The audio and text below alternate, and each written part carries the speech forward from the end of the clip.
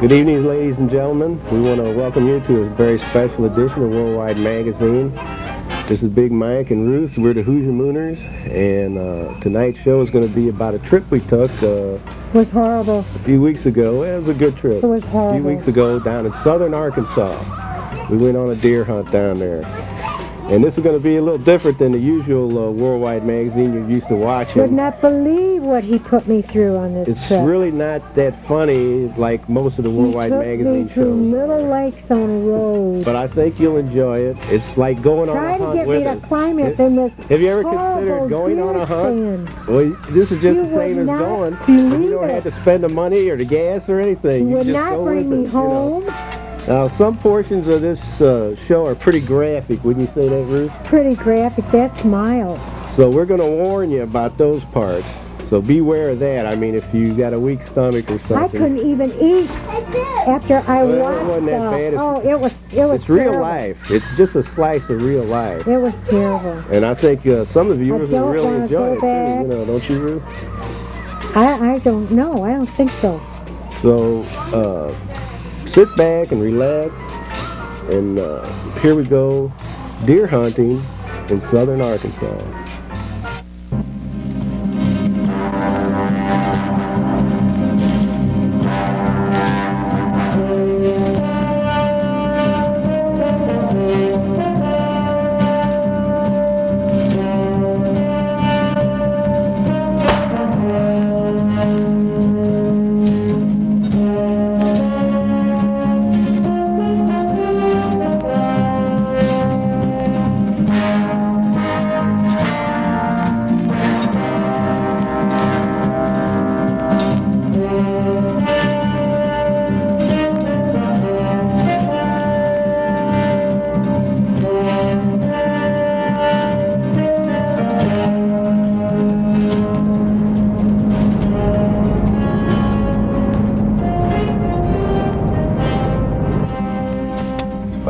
Darling, are you all excited? No, I'm not excited. I'd rather be in the motel lounging. What are you talking I told about? you that when we left. I don't want to come out here. This is good hunting. This is a good spot right here. You can't even see out there. You are crazy. We'll hike down these railroad tracks a couple of miles, and there's a Oh, good wonderful. crossing down there where we That's- can sit and wait for the That's deer. great.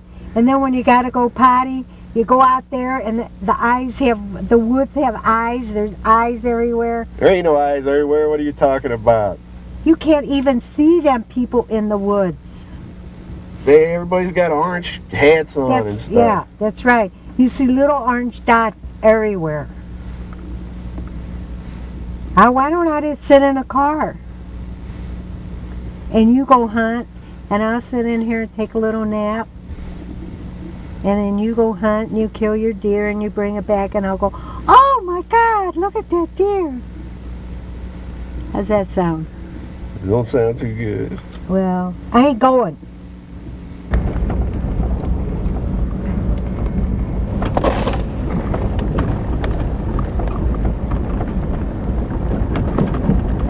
Please don't go through here. Oh, we'll Look be at quiet. this. Don't go through here. You're going to get stuck. We ain't gonna get stuck. You're crazy. Well, I'll be glad when we get home. Well, this is the way home. We're going. I mean home, St. Louis home. It's a little rough back here, ain't it? Yeah. Whoa. Take me out of this road, will you please? All them little orange dots out there looks like leaves. They're really hunters' heads with their orange caps on. I ain't going out here. And I don't believe this. Look at this. One lake after another here. I'm serious. Get me out of here. I don't feel like walking. How do you know you took the right road? Well, take a guess.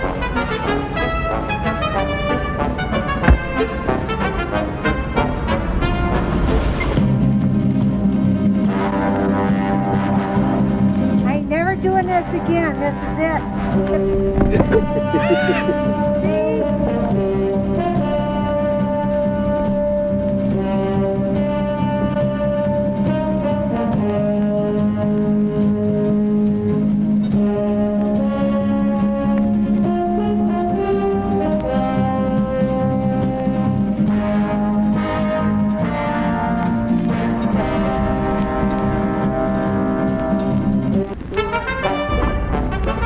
shit, I don't believe this.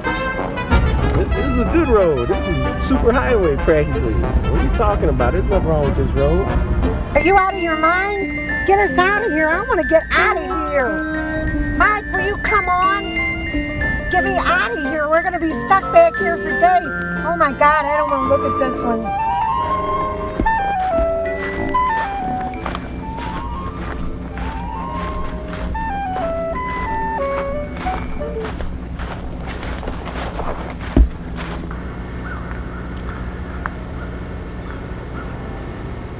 Well, here we are. We're on a private road where it's legal to shoot. On a public road, it's not legal to shoot on the road. We got dogs on this side of the road, and we got dogs on this side of the road. The wind is blowing this way, blowing that way. So theoretically, the deer should run back this way. But you never know what a deer is going to do. We'll wait and see what happens now.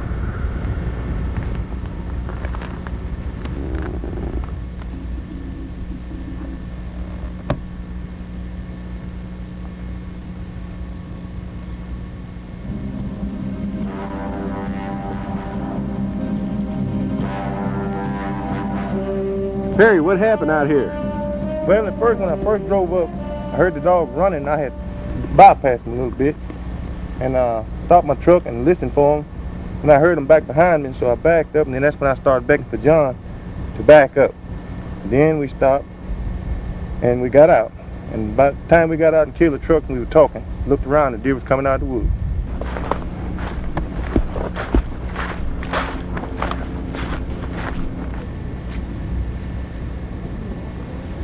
We heard the dog coming.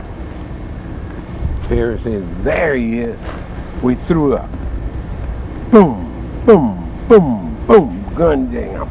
Trying to get share one home. By the time Perry gets a good clear shot through the woods, bam, down he went out through the woods slowly. The dogs made a big circle right in where he fell down. They took straight out after him. And I mean, they were just booting. Just a few minutes, what happened? They all cut off, just like that. Mike, don't go across there. The road's washed out. Are you crazy? We gotta get through. Mike, don't. You're driving right into the river. Ow! Oh, Mike, don't stop it.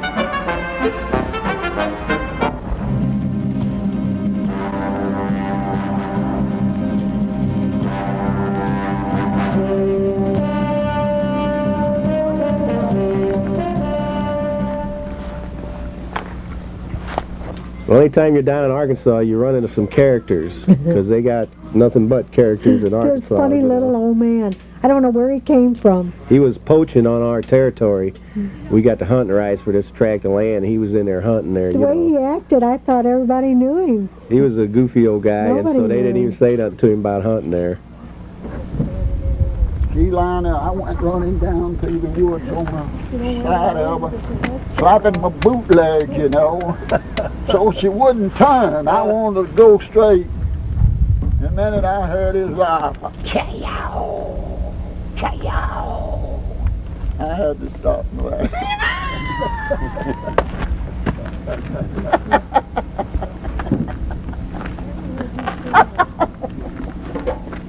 I got down there, he was up on a big high. Just crazy what we ended up. He's standing on that thing looking down through the woods. I said, son, do you think you hit her? Oh, I said, that's what I said. Well, I told you that when you go to southern Arkansas like we do, it's like going to a different country. Yes, it is. And the culture is a lot different down there. And They do have some nice people down there, they're though. wonderful people down there. Yeah. Very will nice, very say that. helpful, to do anything for you. Bunch of real nice guys, especially the guys in the hunting club. It's a good thing they're there, otherwise I don't think I'd ever go back if it wasn't for the people there. Yeah, they're very nice. They're very religious. Oh, now, Lord. Oh, look on confused homes this evening. Oh, we know you're able. Bring where there's confusion. We know you can bring peace this evening. Now, Lord. Oh, when was all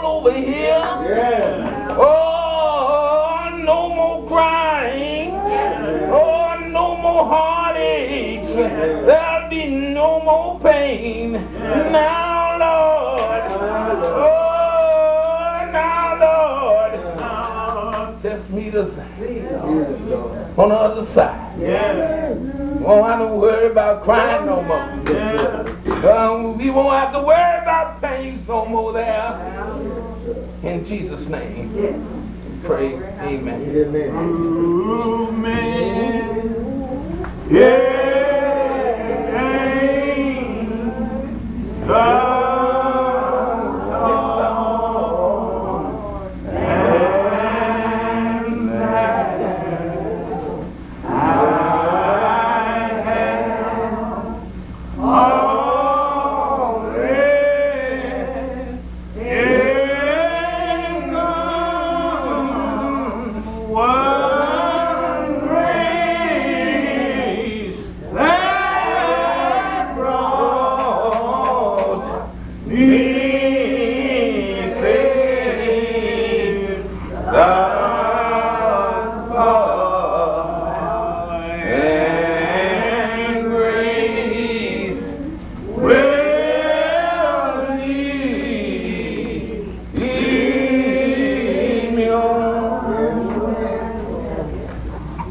Romy preaches a good sermon too, don't he? Yeah, he got fired up. He did. And then you got the ladies there that cook for you. They cook some good food. Yeah, we have one lady that comes and cooks breakfast. And that's Minnie. Yeah, that's Minnie. And then we have 2 other ladies that They come and cook dinner for us. Yeah, they cook some good food and a lot of it.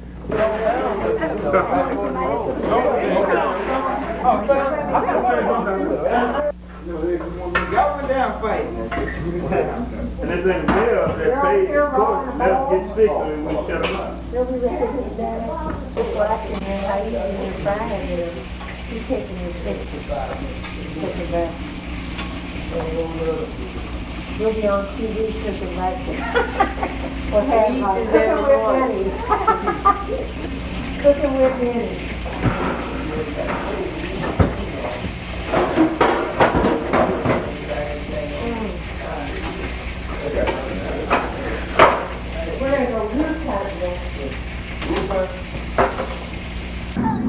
These hunters down in Arkansas, I mean, they are brutal. They will do anything to kill a deer.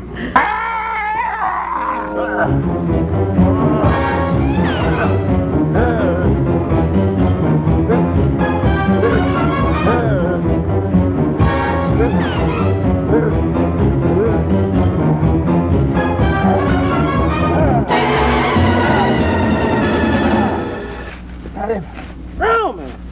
What? You mean to tell me you was crazy enough to jump on that deer with that? They told me to put my gun down, that I was missing deers, and Charlie gave me this spear, talking about take this spear and kill a deer. And I was up on them logs, and when he come by, I just jumped on him. Man, I thought you had more sense than that. I don't think You that's big crazy. enough fool enough to jump on that thing with Well, that. I got him, ain't I? Well, ladies and gentlemen, here we are, and this is the man right here that taught me how to deer hunt. And what little bit of success that I've had, I have to attribute to him. This is Mitchell.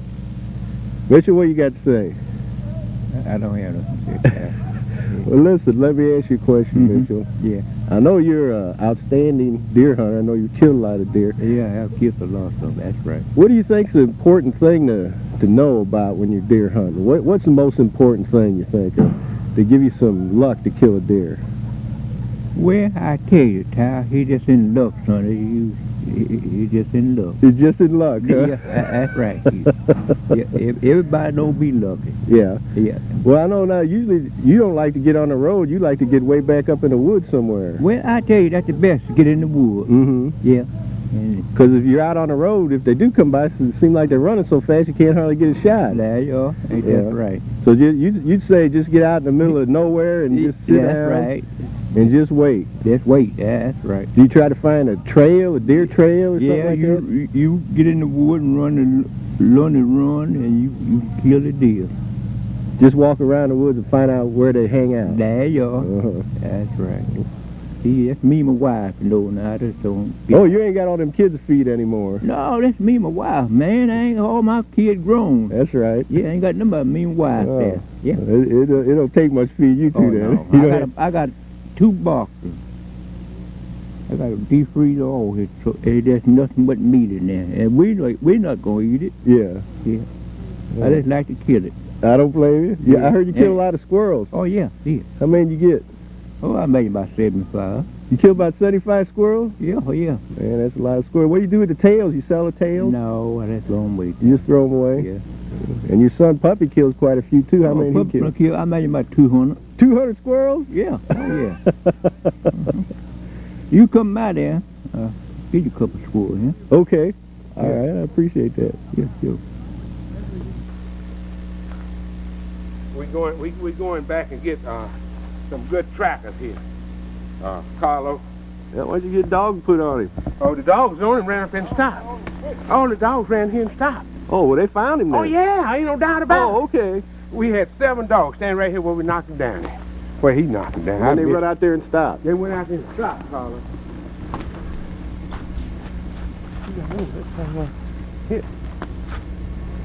Where you couldn't tell where the dogs was when they stopped? No, they was right out in there somewhere. He's on out there pretty good piece. Well, shit, that's where the deer's at. He out there somewhere. Where? I don't know. Boy, that sucker's rack was sitting up there calling. Talking about was excited, boy. I heard the shot. Yeah, we open up on that thing, though.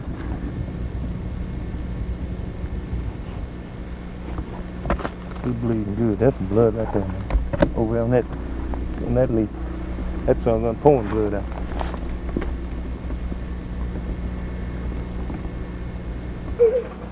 All right, we want to warn everyone to beware because here come the graphic scenes, the real life scenes of what truly happens at the slaughterhouse every day, but that people don't think about. So if you're a little queasy or something, turn the show off for a few minutes and then turn it back on and you'll miss it. Here it comes. Well, I had to say for me, the first highlight of the trip was when I killed a big 7-point buck. I was sitting up at a tree stand and he walked out there and I busted him on the shoulder, broke his neck. Oh, great. Well, you don't have to track him that way. See, he just laid right down. I didn't have to worry about tracking him. I didn't even get down from the stand. I'm glad I didn't go that day and have to watch that. So anyway, we took him back to the camp and we hung him up just like we always do and skinned him, pulled all his hide off. You know, you would not believe it. It made me sick. I had to go inside. And then we took a knife, of course, and then gutted him, you know, opened up his stomach to remove then the they let all this junk fall out. Yeah, we hit that sternum bone and a bunch of green juice come out of there. I think that was because I shot him with that 300 Magnum, you know. It kind of bruised up his internal organs a little bit, you know. But we cut it up, got it all sacked up, put in the freezer. He's the one that's going to eat that. I ain't eating that meat. Oh, that's all good I want to cook it for him, but I'm not eating that meat.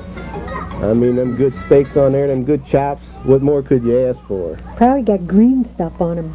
Well, we washed that off. We washed all that off with water. Got the hose right there, ready to go. You know, if you're going to be shooting deers, you're going to, you know, be busting some guts once in a while, and you got to expect that. Yeah, but you thrive on it.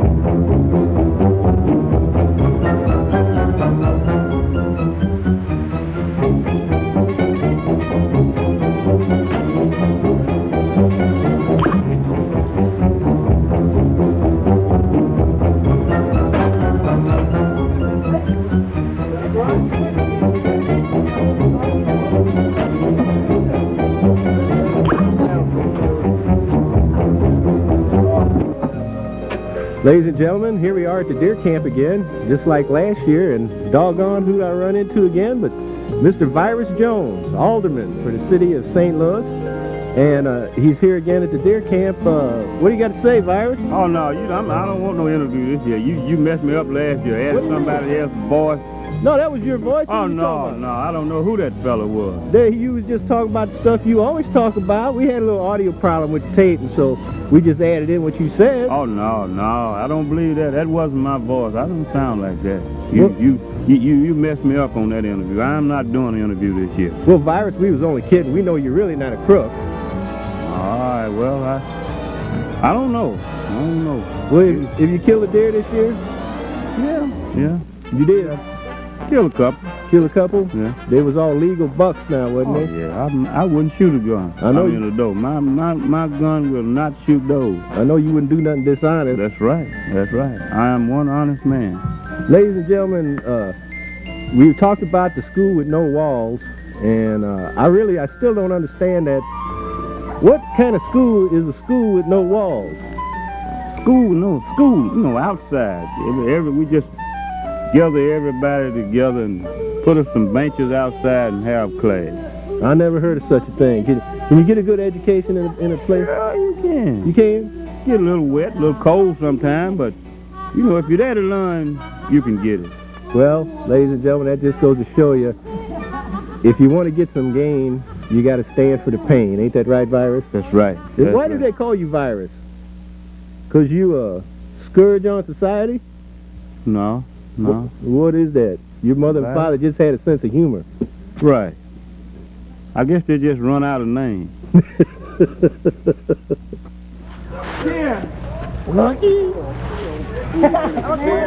Raymond's so happy he got 10, he don't know why. Your number is? Now? Huh? Yeah, come and get one for college. Yeah. Just whatever one. Whichever one you get. Go look for your file to me. Go look for your file to me. So they're not in no order, just look.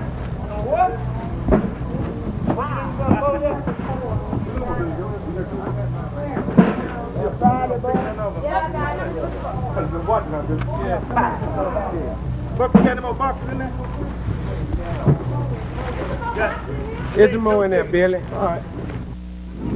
Well, we hope you enjoyed this special edition of Worldwide Magazine, our big deer hunt, 1990 in Arkansas. Yeah, it wasn't too good of a hunt. Well, you always go down there. Every year she complains, but then when we leave, she wants to go. Yeah, I go back every year, but like I said, it's on kind of people.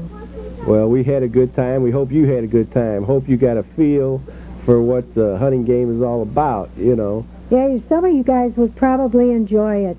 It's a great time down there. If you wasn't scared to death. Great time, great people, great food. It's just a great time. So thanks for being here, and we'll see you next time.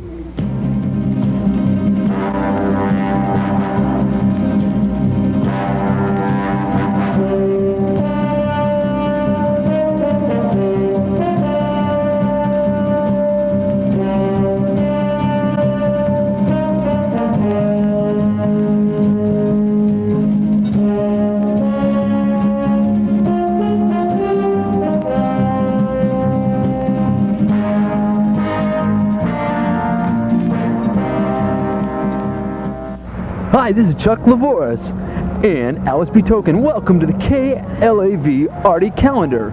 Here's one you won't find anywhere. Organist Joe Henry performs the tin whistle with the Jayhawks at Cicero's. And we have Marty Ehrlich at the Sheldon, the new music circle. Oh, that's very good, I hear. Very good. A new music chamber rock band hip-hop ska concert will be at the Sheldon Memorial on December 7th. And on November 20th, Mannheim Steamroller will be at the Fox.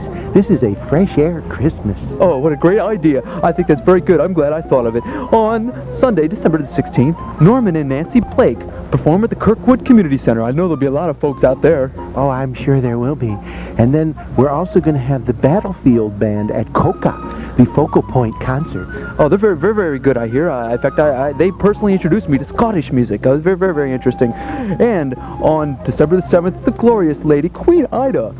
Friday, December 7th at the St. Louis Ballroom. That's sponsored by the Endangered Arts Foundation, Alice. And if you don't like royalty, that same night at the Westport Playhouse, you can see the Kingston Trio and the Limelighters. Kingston Trio, they're a very good folk group, I might add. And also on December the 5th, Annihilator will be appearing in Mississippi Nights. I think that's one of those heavy metal boys, but we're into that. We're doing everything. This is community radio. That's right. And also, Saturday, December 1st, we have the Dead Milkmen, Mojo Nixon, and Cave Dogs at the Mississippi Nights. And then, on December 20th... Wait a second, it's my turn. This is my show anyway. December 20th, the Hilltops at Cicero's. Oh, they're very, very good. It's the hillbilly music, I think. I know a lot about hillbilly music. If you ever want me to do a hillbilly show, just call Chuck Lavoris. Thank you. And then Mongrel Beach Party is at Cicero's on Saturday, December 1st. And that wraps it up for this edition of the Arts Calendar. No, wait, Alice, let me finish up. It's my show, after all. The Arts Calendar is brought to you in part by your membership in KLOV, as well as by grants from the St. Louis Regional Arts Commission. For more information on any events in this calendar, call us at 664... And don't forget, listen to me and the Bishop of Clayton every Sunday. We have a great show, we have a great time, and we hope you appear. This is Chuck Lavoris, and what's your name anyway? Alice B. Toklas. And that wraps it up. Join us again in 30 minutes for another Arts Calendar.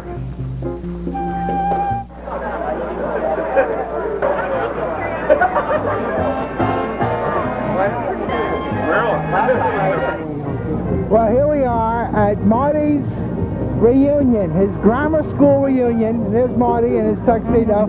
And these are the other people that went in his grammar school class. And surprisingly enough, they look just as idiotic as Marty does, the sturdy man. Tell us about your reunion, Marty. It's nothing like a glass of tea, first of all.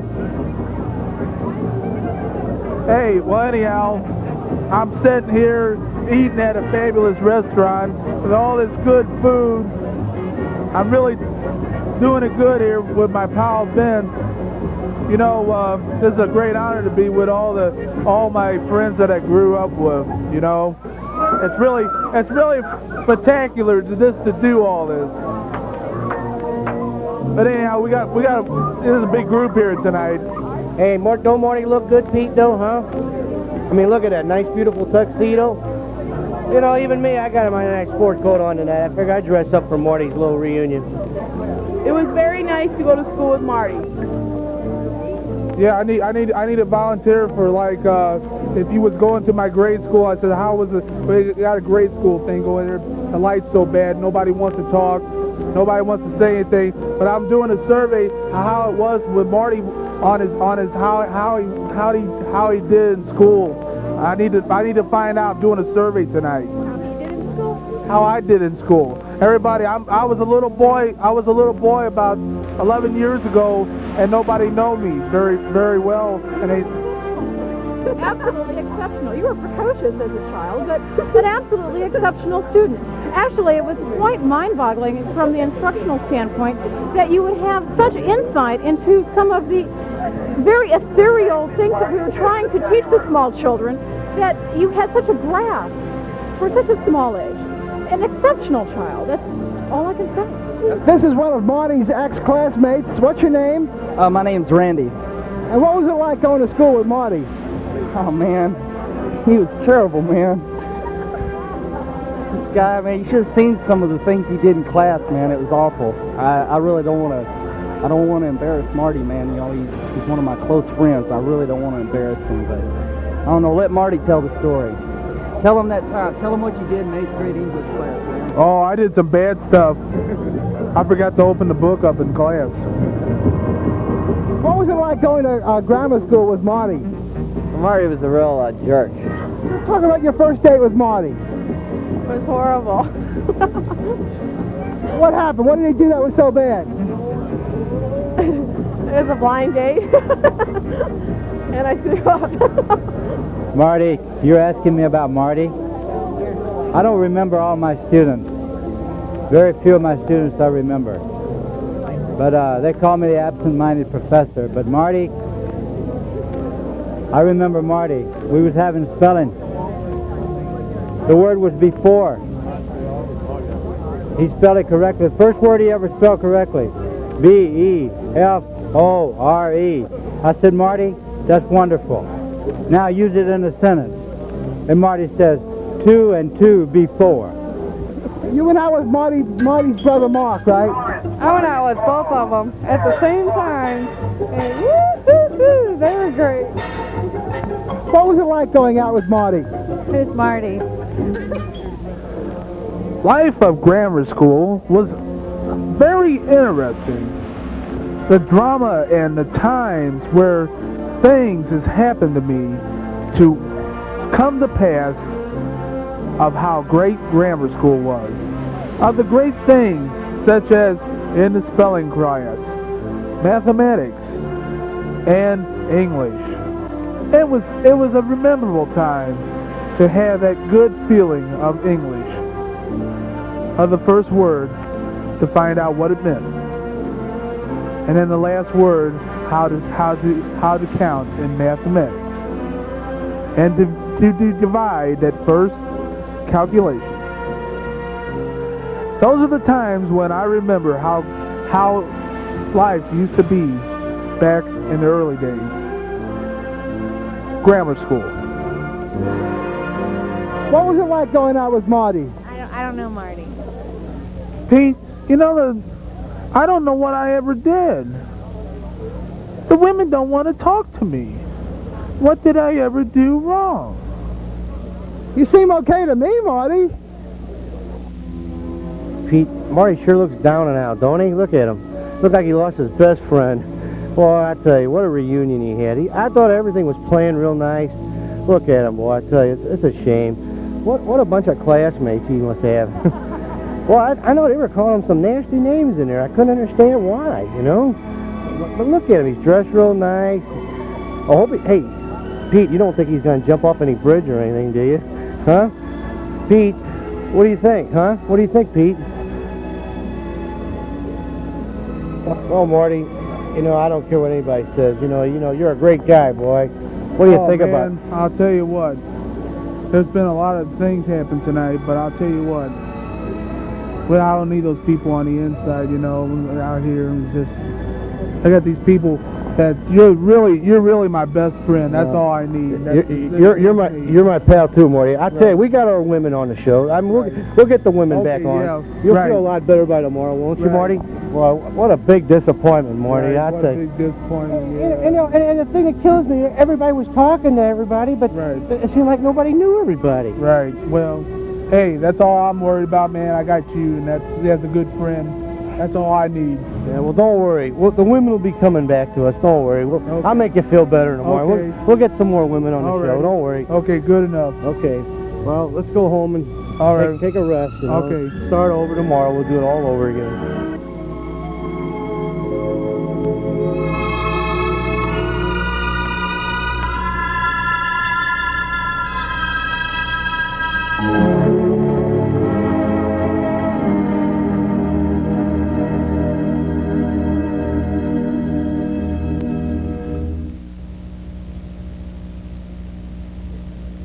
Hi, I'm Emmett McAuliffe, and we're here at Vashon High School.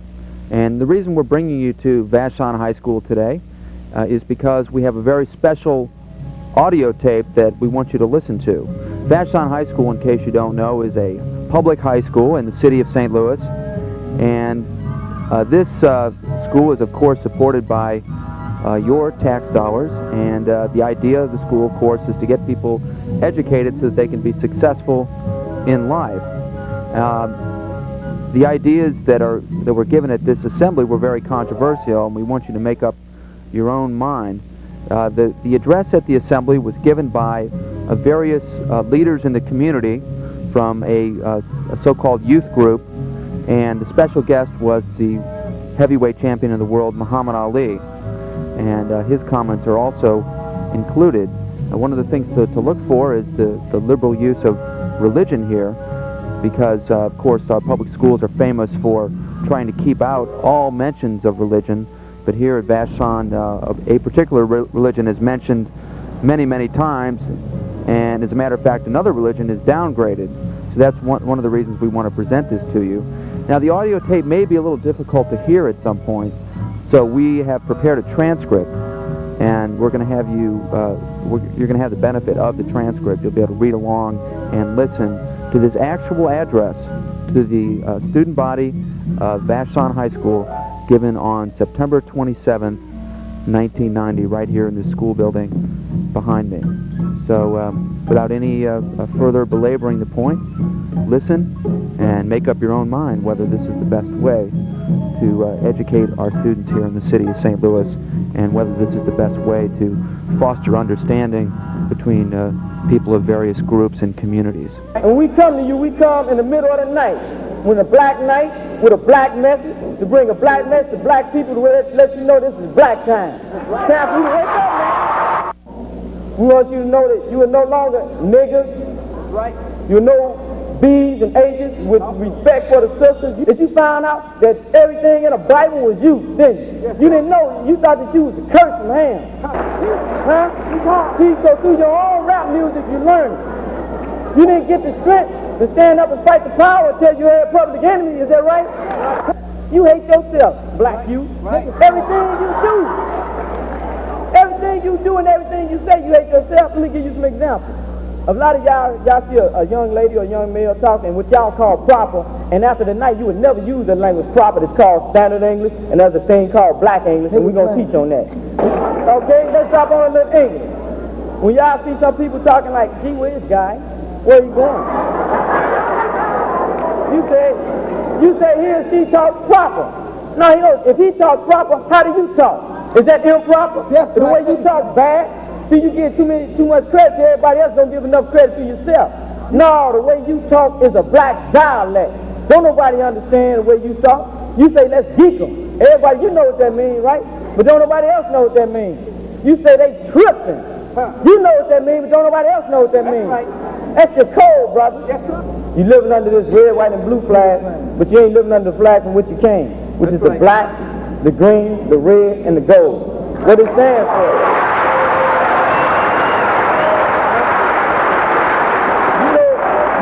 Black stands for your black face. That green is for the land from which you came. The gold is for the riches. Quit living under red, white, and blue. Brothers divided in red, brothers divided in blue. You got the white man hand down the middle.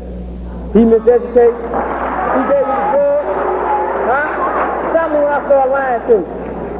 And with this type of message, it's time for you to start walking black, talking black, going to sleep black, waking up black, being black time, black to the black. Next brother I'm going to bring up is a very powerful brother, my beloved brother, Brother Mustafa. In the name of God, the most gracious, most merciful, I bear witness that there is but one God, and I bear witness that he is the sender of all prophets, revealer of all truth. I'd like to greet you all with the greeting words of peace of Assalamu alaikum. Too long you've had weak-kneed Negroes who bow and scratch and scrape and don't go for the aspirations of black people, but they go for their own pockets. So tonight and today we come to bring you a straight-up strong black message. We came all the way from the mountain. They tried to black you out of that damn basketball tournament. It ain't that kind of set. We gonna wipe them out and make our own basketball. You've been mistaught. The problem is you've been mistaught. All right, real quickly, they told you Jack and Jill went up the hill to catch a pail of water. The black man who's the king and queen knows that water runs downhill, so he stands at the bottom and waits for it to come. Only a fool is chasing water. They in school teaching you every day talking about safe sex. Safe sex. They don't know nothing about safe sex. They told you old Mother Hubbard, little old lady lived in the shoe. She had so many kids she didn't know what to do. If she would have been laying around speaking, she didn't know what to do. With the name of God, most gracious, most merciful, I give open testimony that none deserve to be worshipped and served except one, and that's Allah. He has no size, no images, no color, no container, no beginning, no ending. I bear witness that God sent all the messengers of God from Adam to Muhammad. I'd like to greet all my brothers and sisters today with the greetings of peace and paradise of Assalamu alaikum. Notice when you have the pool table, you got 6 legs on it, and in those legs you got holes that you shoot the balls in. You take the white ball and you bust the other ball, okay? Then you take the white, you decide what balls you're going to shoot, and then you start shooting the colored ball in the hole. When you shoot all the colored balls in the hole, The only time you can win the game is when you knock out the black ball. We got a different way we shooting pool now. We shooting with the black ball. The black ball is the ball we shooting with. You know that black stands for your black face. That green is for the land from which you came. The gold is for the riches. Quit living under red, white, and blue. Brothers divided in red, brothers divided in blue. You got the white man hand down the middle. He miseducated. He gave you the drug. Huh? Tell me when I start lying to you. So like I said, we didn't come here with a hate teacher. We understand that this is what is called the unadulterated truth. This is what wakes black youth up. This is what makes you love one another. So I'm going to close out with this. I love you all. And with this type of message, it's time for you to start walking black, talking black, going to sleep black, waking up black, being black time black, and black. Again, I'd like to say there's not too much more I can tell you, because I'm enjoying hearing what I'm hearing. I know you enjoy it too. We're living in the day of truth. Truth has been hidden from our people for the past 400 years. That's right. Make it plain. And today, the truth is on the scene. Yes, sir. That's right. The book says, you shall know truth, and truth alone shall make you free. And Jews say integration makes you free. That's right. Right. Jews say open housing. Jews say education. It says truth. Truth makes you free. This is Emmett McAuliffe here with you, and we're at Vashon High School again, 3405 Bell in St. Louis City. And that wraps it up for our presentation to you of an address given to Vashon students on September the 27th. You saw the transcript and you heard the audio portion of this address, and we hope you found it thought-provoking. Certainly a lot of people will be against this type of stuff, and others will probably think that this is good for the students and want more and more of it. But it's an issue in the public domain, and it's your tax dollars, and you can make up your own minds. But we were happy to show it to you, and we hope to be getting into more of this in the future. Because of time restrictions, we were only able to present a very small portion of this speech that was given at Vashon High School. If anybody would like a complete transcript of the assembly for free, just send me a self-addressed stamped envelope to Worldwide Magazine, P.O. Box 39333, St. Louis, Missouri 63139. We'll send you a complete transcript of this assembly for your own information. Hey, how you doing? How you doing? Here we go. We have the man that owns the shoe shine parlor, Ben Friedman. Glad to see you, both. So you're a fan of Worldwide Magazine? Yes, we do. We gave you everything. Worldwide Magazine. Hey, you watch it where, in Lemay or South County? No, I watch it in West St. Louis, out in the county. And I watch from Channel 9, I get it on. On CENTCOM cable? Yes. And it was not on last night. I know, I heard about that. Circumstances it was off, but I looked for you to see you. What'd they say when it didn't come on? Due to circumstances, we cannot get it televised this evening. Yeah, that's nice of them. Well, show us around the shoe shine parlor here, the shoe repair. This is not a shoe shine parlor, it's a shoe repair parlor. These are our equipment, and we've been here at 54 years. What's the address here? 3173 South Grand. Just south of Monjo Italiano on South Grand. Yes. And my son, my wife, and myself. How many years have you been here? Since 1936. Really, right in the same location? Yes, right here in the same location. Wow, you've been doing this here since 1936. We do mostly of our work is orthopedic work, and we do a good job of it. When are you going to retire? I don't intend to. I don't have that in my book. I found nothing else better I like to do. This is my hobby. How old are you? I am a 1917 man.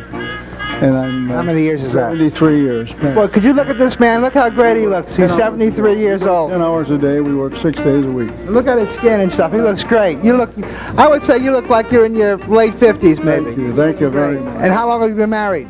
52 years, February. And that's your wife? Yes. Come over here, come over here. Been married 52 years. Now, nowadays, people are lucky if they're married for 52 minutes. So you've been married for 52 years? Yes, yes.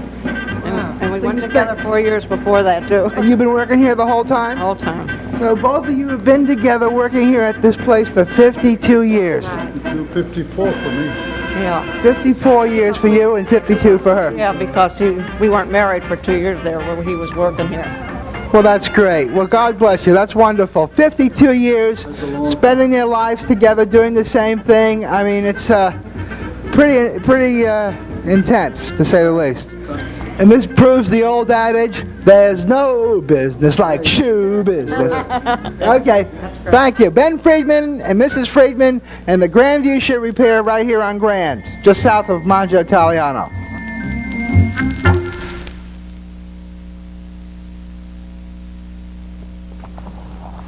Mr. Bartling, how are you doing?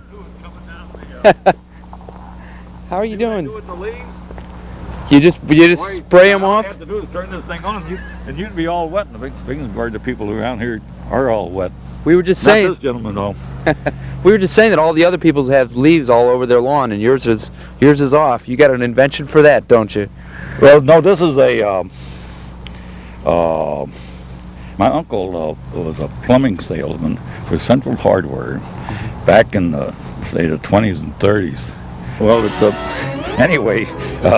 It's time, space, and distance. I could make up an encyclopedia of what I know, because you ever thought of doing that? Well, I just don't. At the present time, I don't have to do it. What I'm actually doing on the Environment, Ecology, and Energy is to zero in right here. I just thought today. Now, if you want to, like, they burn down houses and everything else in these forest fires.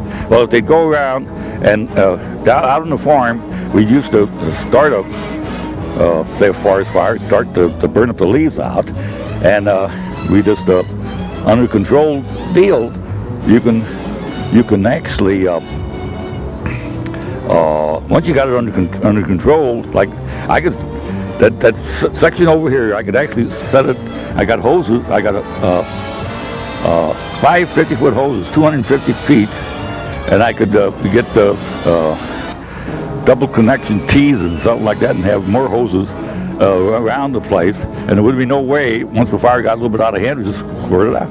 I'm the CO2 kid. If you ain't nice to me, I'll knock your block off. Why do you call yourself the CO2 kid? If you could tell CO2 kid. I can take this in my backyard, and there's nothing between you and I. CO2, carbon dioxide.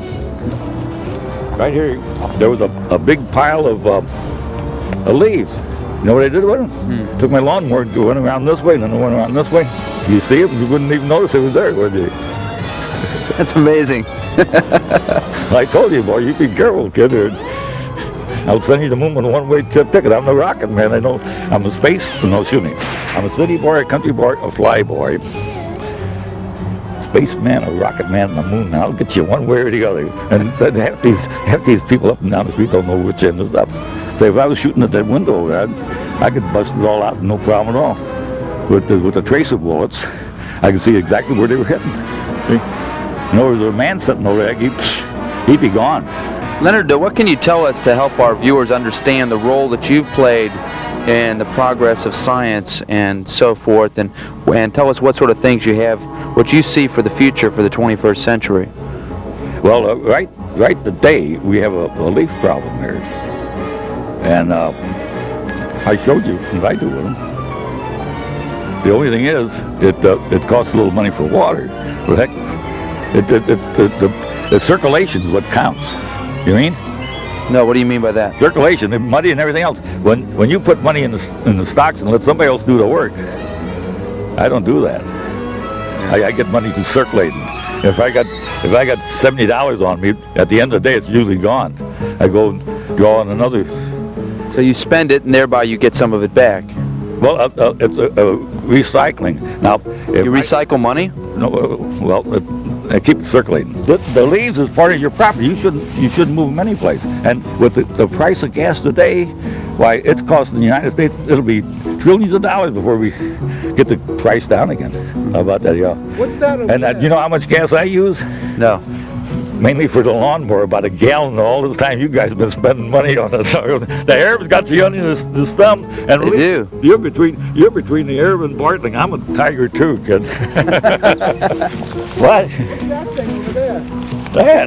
That's so you can't see directly into the garage when I'm up.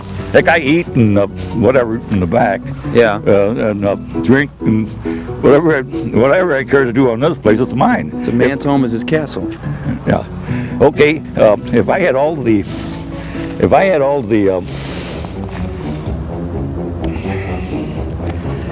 pallets of beer stacked on this place, you wouldn't even get into it.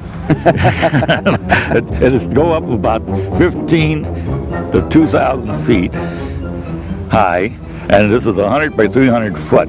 Say a million pallets of beer covers quite a bit of territory. If I dropped that on you, you'd be a squashed duck.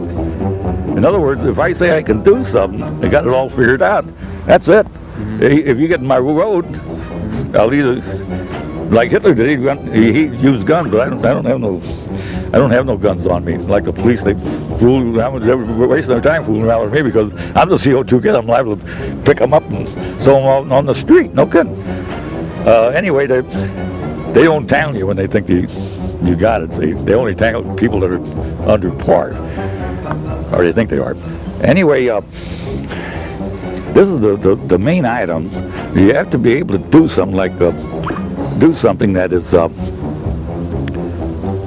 don't interfere with anybody else. There you are. And once you get in that particular frame of mind, if something does, somebody complains about something, if there's any possible way you can eliminate it, well, you go ahead and do it. And usually somebody's complaining don't know which end is up, so there's no problem there. You only have a problem when you create it yourself. Do you create? I agree with that. This is a Plymouth satellite I bought in '68, and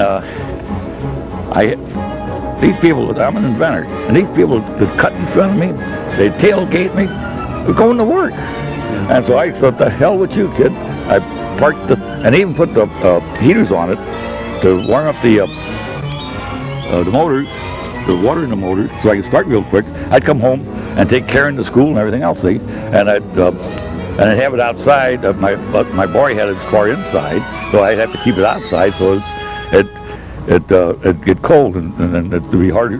When a motor's cold, it don't run as good as it does when it's warm. What does this say? A brick dwelling? Brick structure? It's a story and a half brick. Now here, you can go to the left, you can go to the right. Now you go to the left, you just go down and out in outer space. But to go to the left, you get back to and see some of the... You go to the left, you go to outer space. Yeah, well, that's it. You mean to the left of this log right here? The left of the log, yeah. Where he's going? Well, you can turn around come around the end of the log. Pete, you better turn around over here. Somebody ain't supposed to be active. He stumbles over and breaks his neck. That's his problem, not mine. What did you mean when you said that if you go to the left there, you go to outer space? The lot is 300 foot. Yeah. So you got another 200 feet to go. So you're going away out, you know. I see. Okay. What about back here? Okay. These are parts of the original prototype units. This here. Yeah. And prototype units for what? First I started out with the B12C. This is a small unit.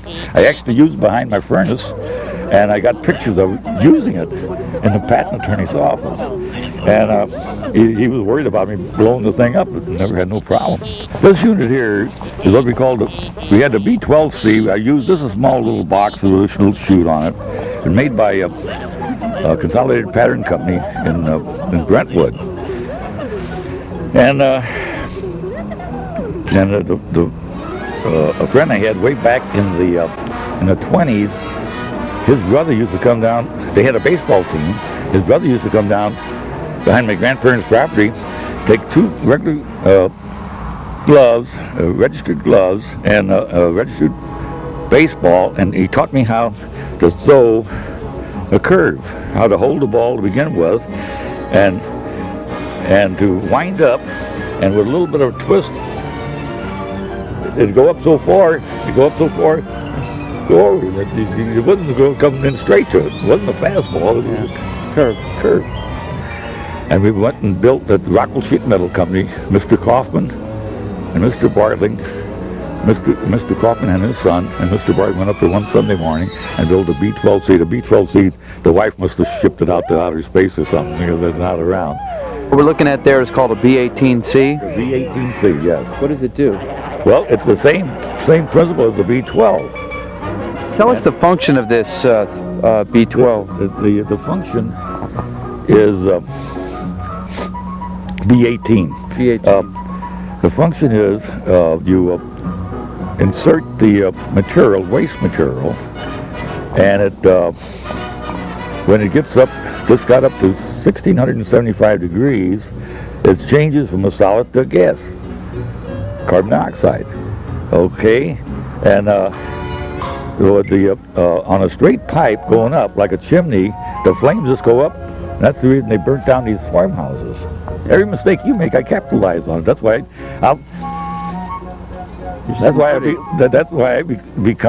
I'm becoming one of the richest men in the world. Every time you make a mistake, I capitalize on it. How the heck else, which way I'm supposed to go?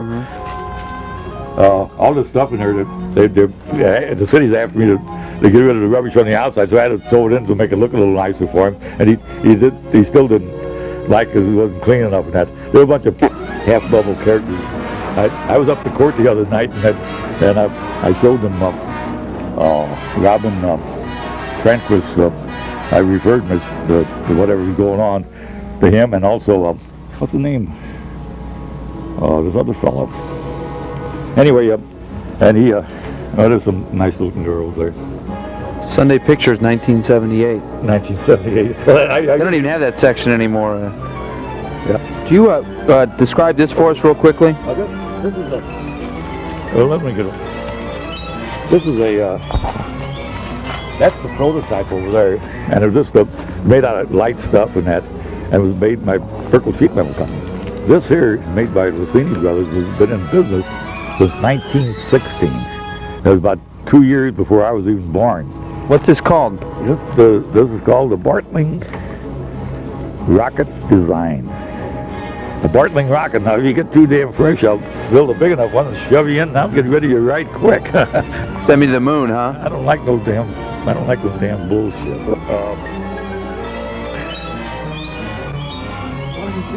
1200 degrees. At 1200 degrees, a solid changes into a gas. And so 475 degrees more than that, it's really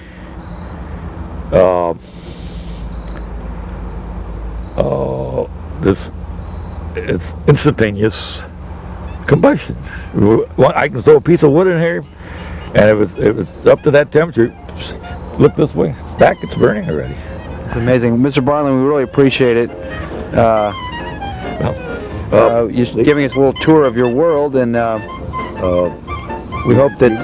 Cook, bake, and spacey inside of an igloo was a special built deal, and no problem whatsoever. But once the heat gets away from here, it like a bonfire. The further away you get, before you know it, you don't have it.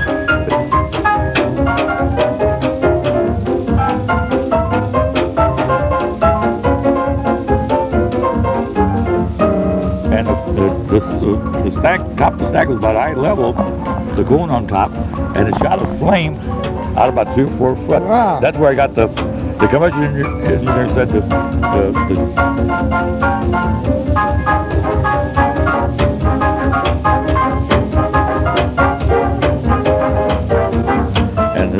they were shortened a couple inches, they had the baffle on top, and we had a cone-shaped deal on the other one, and so they keep the flame from...